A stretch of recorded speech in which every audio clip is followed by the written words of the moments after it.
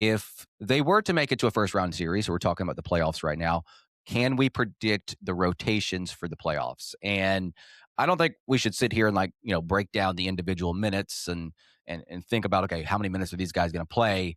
I don't think that's truly beneficial. But let's consider coming up with an 8-man, 9-man rotation. Because I say, when you get to the playoffs, it definitely shrinks.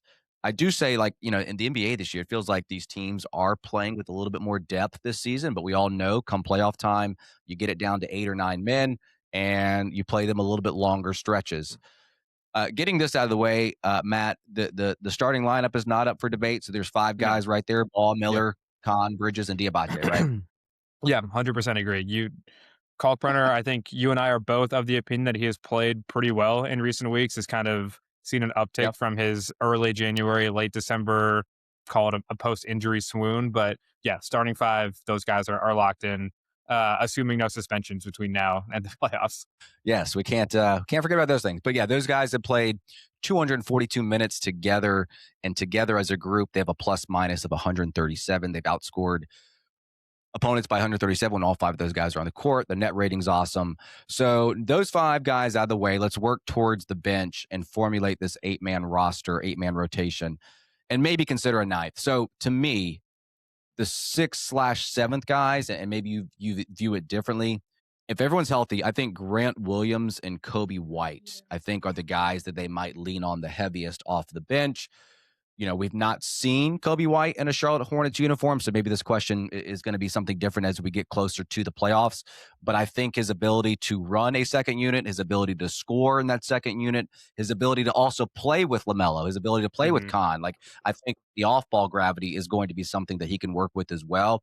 And then you got Grant Williams, who has just got playoff experience. He's a guy that's versatile. He can play as a 5. He can play as a 4.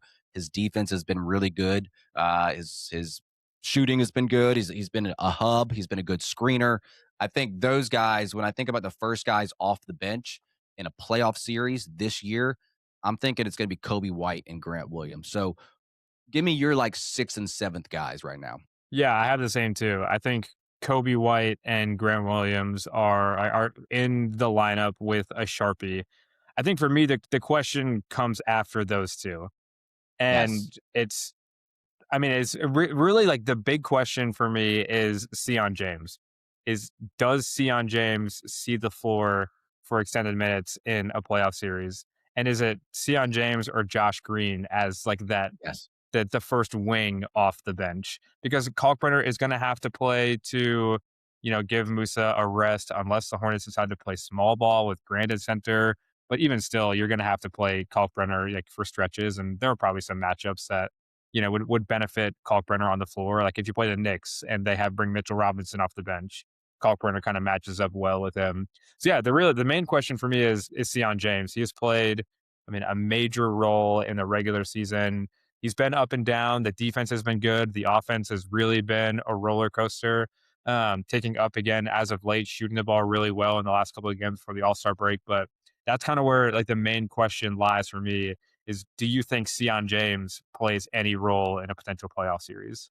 So that's what I was thinking about too, in terms of that 8th and 9th man. I do think that Kalkbrenner has to be in the conversation for Hmm. either the 8th/9th guy, Yeah, and he may be situational in terms of the bigs, as you're mentioning there. But yeah, to me, it's not Josh Green and Sion. It's probably one or the yeah. other. Now, obviously, they could get minimal minutes here and there, but in terms of just the overall rotation, I feel like I would lean Josh Green just because of the experience. Yeah. I think Sion, we've not seen him yet as a guy that is not tasked with being that backup point guard for long stretches. So you do wonder, okay, maybe if Kobe White is playing well, obviously LaMelo is healthy, can Sion be that guy that's that defensive pest, point of attack defender that can come in and shut down a guy for periods of the game, and then also just be a guy that just is off ball? But I think to me, Josh Green might be the better option just because he's proven it. His corner 3-point shooting, his passing on the move, and he also has the defense as well. I think obviously Sion has more physicality to him, but I think Josh Green just obviously competes as well, navigating screens. So yeah, I think that's kind of where I'm leaning. And I think a lot of it probably will depend on Kobe White. If Kobe Hmm. White plays the way that he's supposed to, I think that Sion has less of a place within a playoff rotation, but it would be nice to get that rookie some playoff experience as well. And that the Kobe White of it all, it kind of plays into Sion's potential role in the playoffs too, because they've really leaned on Sion as the lead ball handler of the second unit. Even before they traded Colin Sexton, Sion was the first guy off the bench to just kind of be the organizer of the offense. And like you said, if Kobe White plays the way he's supposed to, plays the way we think he's going to, that takes another thing off of Sion's plate. So this question might get answered for us down the stretch of the season.